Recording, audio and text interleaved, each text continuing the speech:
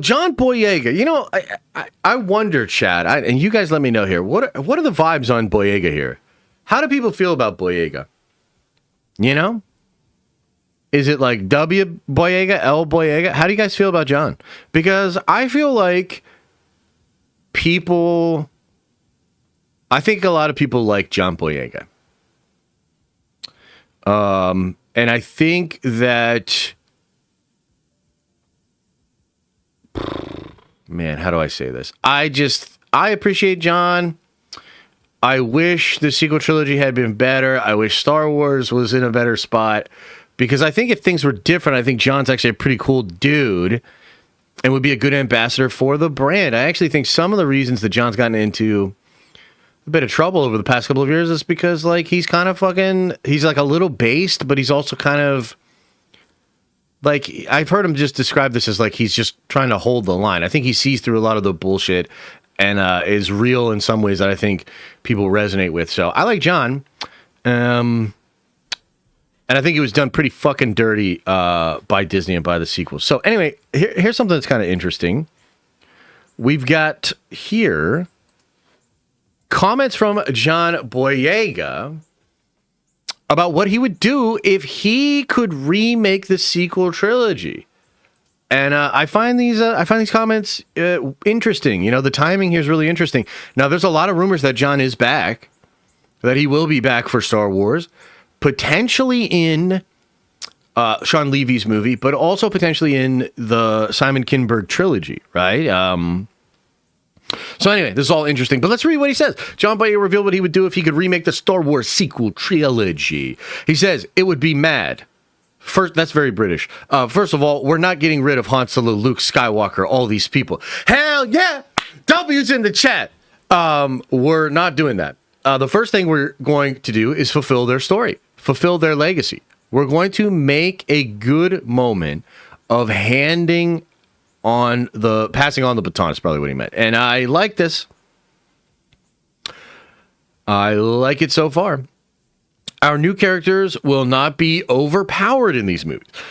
They won't just grab stuff and know what to do with it. No, you've got to struggle like every other character in the franchise. I'd do that. Okay. So I think this first point here is probably one of the fans' biggest issues, you know, not getting Han, Luke, and Leia, not only just not having them all together, but truly done dirty. Truly, these characters were done a little dirty. And I think he's right about the legacy thing, which is something we talked about back then, man. And it's been sort of a persistent conversation. I think it's something that just these people just really didn't understand. It's difficult because it seems so obvious, right? Like, who wants a legacy if you shit all over the legacy? You know what I mean? Like, it just feels so obvious. But yeah, so he's hitting that point. And then the second thing here is he's talking about the overpower. I mean, this is like a subtweet for Rey, right? In the Mary Sue business. I mean, he might as well just be subtweeting. You know, I think Jedis that don't train at all and bypass the compressor and take the name Skywalker are fucking frauds. You know what I mean? Something like that. So he's like, you know, I appreciate that energy. Struggle, gotta struggle. Obvious, it feels so obvious. Now, the point that everybody makes about this that's I think is so right is this is why people really liked Kylo Ren and they didn't like Rey. This is why when we watch that famous video of all the Reylos in the movie theater, right? And the Reylos are like, what the fuck is Ben? Like at the end of the movie, where you would think if you were, and I bet Disney did think this, you would think all the Reylos would be so happy because Rey at the end and she's got the thing and she's got the name and all this stuff. But they're just doing this derivative, stupid, like, hey, you're going to just like the girl because she's a girl and you're a girl kind of thinking. It's so derivative. Actually, it's more sexist. Anyway, here's the thing.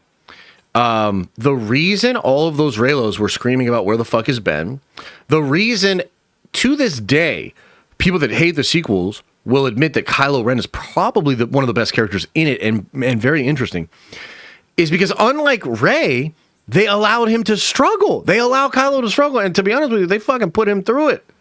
He has the fans liked it. You know what I mean? Like, you struggle with the character.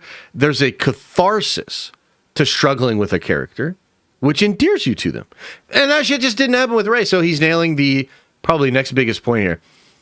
this third paragraph, he says, I'd look to the Old Republic stories and see what we can add to the continuation of that. I would definitely want to see Force Unleashed stories in there. I would try to expand the Star Wars universe as much as possible while respecting the lore.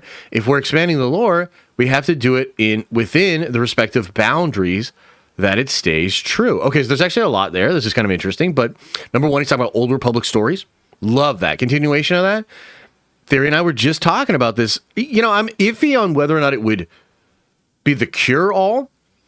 But the thing about the Old Republic is it had aura, it had masculine characters, it had violence, it had an edge, man. You know what I mean? And I think there's a desire for Star Wars to have a bit of an edge. Now, that's a difficult conversation because you could argue Andor has an edge, and then you could, and there's a whole conversation of like, where does that line, where's that edge exactly? But yeah, it seems like that's something he's advocating for. Force Unleashed story. So he's a man of culture. Obviously likes the Force Unleashed stuff, and I think that's just talking about wish fulfillment. I mean, what is Force Unleashed? It's wish fulfillment for, hey, you like the Force, you always wanted to have the Force. Here's this video game where you get to have the Force in a way you never fucking imagine. That's what it is. It's wish fulfillment. And I think there's something to be said for a lack of wish fulfillment in modern, big IP franchise shit. Where's the wish fulfillment? Where's the fucking fun? It's like everybody's so worried about optics, and everybody's so worried about politics and messaging, and it's like, yeah, but what about the fucking wish fulfillment? What about fan service? What about the goddamn experience? What about a core memory?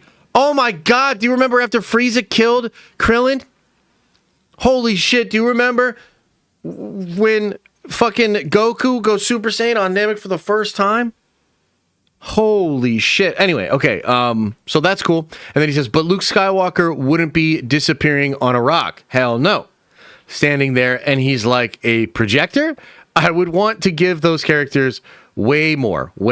So, I mean, do you guys know what this means? This means John Boyega watches Nerd Theory. So, these are like literally these are the points. This is the points. It's like he watched our segment, and he came up with his points. No, I'm kidding, but I think this is... How do other people not see this?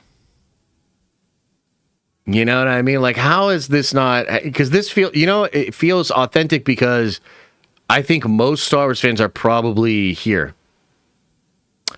And also, like, how is it not obvious that this is the shit people want, you know? Like, literally, it baffles the mind a bit that Lucasfilm doesn't just see this.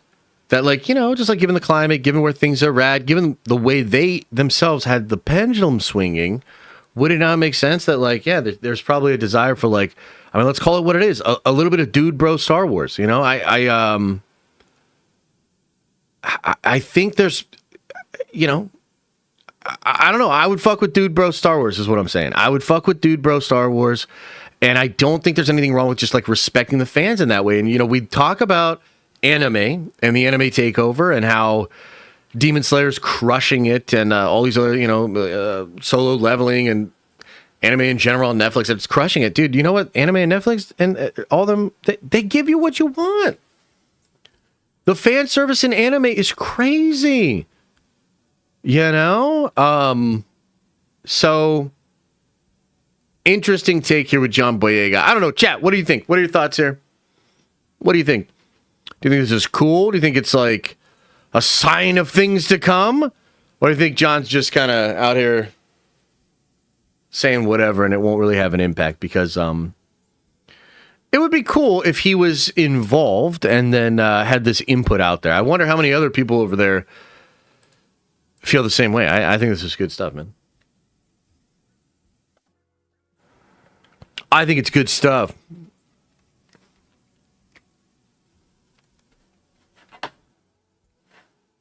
I think he nailed it. Fire KK? Well, they're not going to fire KK. That's just not going to happen. Feels like Disney's biggest problem right now is with Marvel Star Wars' lack of wish fulfillment. I agree. They're constantly stringing us out for the next project. I agree, and I think they got to knock it off, man. Boyega just being a fan and being himself, no big deal. Yeah. I mean, I could see that. I think when John speaks, it makes news. I think these comments are already circulating. I mean, I didn't seek this out. I saw it on Twitter, right? So people are talking about it. And frankly, I think it's good that somebody like John is saying stuff like this. I actually do think it's good. But, to be fair, yeah, he's not on the board of directors or whatever, It's not like he's the producer or whatever. But yeah, I still think it's good. It's a shame a guy as cool as John was wasted on a bullshit character like Finn. Yeah, you're not wrong. You're not wrong. Maybe he can get some justice, though. We'll see. Yeah, maybe. Hey, appreciate you, Matt. Thank you. Kathy handles the Star Wars like 2019 Vince McMahon. If you want it, you're not getting it if you like it. Yeah, no, I think there's something to that, man. It certainly feels very similar. The energy feels similar. No one is talking about Star Wars anymore. It has zero cultural weight outside of its few hardcore fans. Marvel still has Spider-Man 4 nostalgic to lean on. It can get to $1 billion. Yeah, I tend to agree, but I also think that a lot of people like Star Wars. Revenge of the Sith broke records when it went back into theaters. Acolyte did better than Daredevil. There's still some evidence that people will be showing up for Star Wars, but yeah, I think it's certainly diminished. I don't give a fuck, LOL. The brother been talking for years now. We got you guys this time, and then proceeds to make the worst trilogy. Well, he said that for the last movie, Justin, and he also needed that thing to get to $1 billion to get his royalties. Okay, so you can't really blame him on that, but also you can totally fucking blame him on that shit. So I understand. I need Mando to succeed so I can get the Heir to the Empire movie. Yeah, totally, 100%. Get JB on Warhammer. I don't know what that means. Oh, John Boyega on Warhammer. Hell yeah, dude. Hell yeah. There's room for him there. That'd be great. Yeah, that'd be great. Hot take. Even if I'm probably not suitable to say this since I'm a Marvel, DC fans probably sell Star Wars before it gets any worse. Ooh. I don't know if they need to sell it, but there's obviously big change needs to happen. Yeah. Are you going to be honest and tell us if the Shelby Oaks film is ass? I'm probably not going to watch it. No, nothing against him. I don't like horror guys, Corso Tavin says, is it possible KK is being held hostage by the writers she hired? So now she can't fire them because of the optics and toxic fanboys whining? Or is KK really this hard-headed? I don't think that's what it is. Because, she fired Lord and Miller with 2 weeks of principal photography left, brother. You know what I mean? So if she's willing to do that, then I don't buy this like she's trapped by her writers. I feel like she'd fucking fire anybody. The truth is, I think Kathy just has outdated views on several things, including like messaging and optics. I think fan service. I think branding. I just think she has I just think her views are wrong. She's wrong. That's what it comes down to, They just need to remake New Hope and Empire. What? Get out of here. Get out of here. Hey, Josh, would you rather have the second season of Daredevil or a second season of Acolyte? Oh, Daredevil, bro. Daredevil. Come on now. Let's not get crazy. Let's not get crazy, chat. They just need to remake. No. I'm never reading that shit again. Get him out of here. Here's my idea: Clone Wars animated series. More back in the series is Prime. I don't know about that, brother. A lot of Star Wars fans have this kind of feeling, and I get it, but it's kind of like this sort of a real linear way of thinking of it, where they're like, you know what Star Wars needs? A version of that thing that I loved about Star Wars. So, if you like the Plagueis novel, people say like Plagueis stuff. If it's Clone Wars, you're like live action Clone Wars, but that's not it really. It's really more like, man, we're in trouble here. Let's reach for that familiar thing we love, and then we think, okay, naturally, if that thing were to come out and be good in live action, I loved it, so it would get everybody, And I just don't think that's it really. Yeah, no. Isn't that what Marvel's doing? What? What do you mean? Isn't that what Marvel's doing? So Marvel has basically a very comic book way of doing things where, you know, they'll set some stuff up. They have a rough idea of where the story's going, but they play jazz. Like, they play crazy jazz. Yeah. I don't understand what you're saying exactly, but yeah. They need to return to that hero's journey monomyth type storytelling. I think that is the formula for sure. I think that's what you do.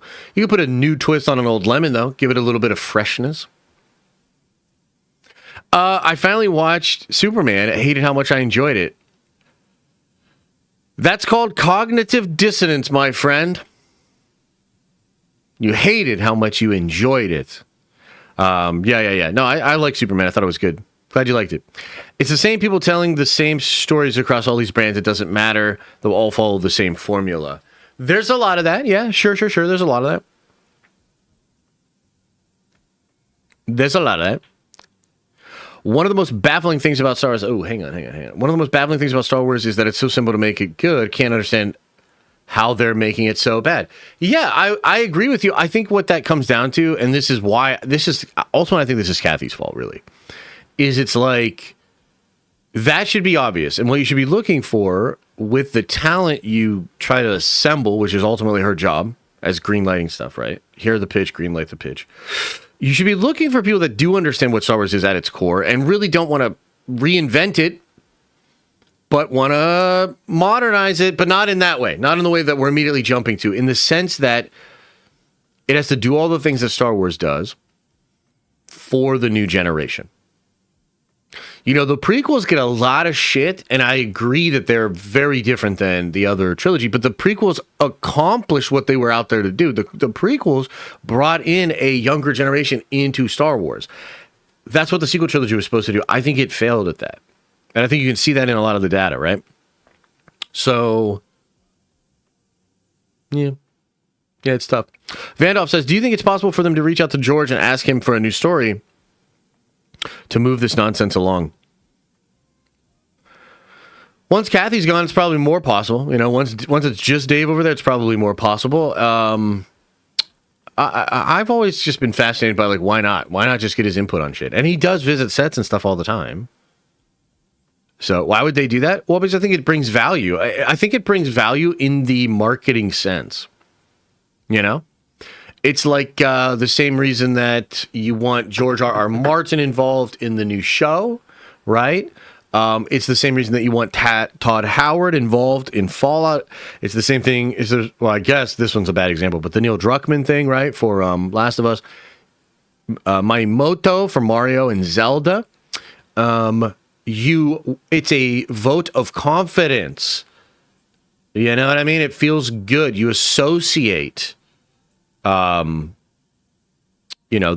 creator's taste with the new project. It's good. It feels good. George is old as dirt. You don't say that. But yes, he is. But I think he's sharp as a tack, man. Ignoring Andor's success again? I'm not ignoring Andor's success. You know what do you mean? Can we finally admit that this turned into a copy pasta franchise? Everything they do is literally the same storyline. Yeah, but I don't think that's the problem, right? So you could say that Zelda is actually a copy pasta franchise, frankly, because it's always Ganon, the princess, and Link. Do you know what I mean? And they refresh it.